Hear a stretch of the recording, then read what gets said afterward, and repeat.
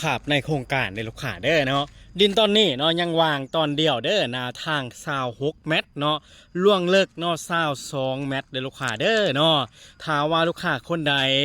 อยู่ต่างคมต่างแขงหรือว่าอยู่ต่างประเทศเนาะ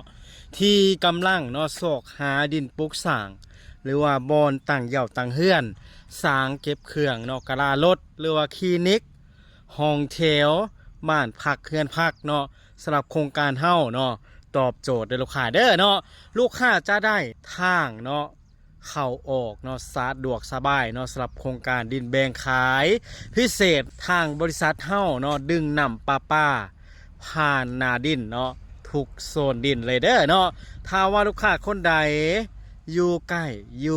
เนาะหรือว่าอยู่ภายในนครหลวงเวียงจันทน์นี่เนาะวันอาทิตย์วันเสาร์หรือว่าลูกค้าเนาะสะดวกเนาะเดินทางเข้ามาเบิ่งดินเฮาได้เด้อสถานที่ตั้งเนาะอยู่บ้านนาล้อม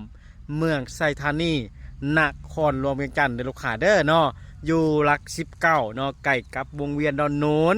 ใกล้กับเนาะหลัก16เด้อลูกค้าเด้อใกล้กับสถานีเนาะรถไฟลาวจีนเด้อลูกค้าเด้อถ้าว่าลูกค้าคนใดเนาะสนใจเนาะฝากเบอร์ไว้เนาะว่ามักแล้วเนาะทักเขามาหาพอขาดเลยเด้อ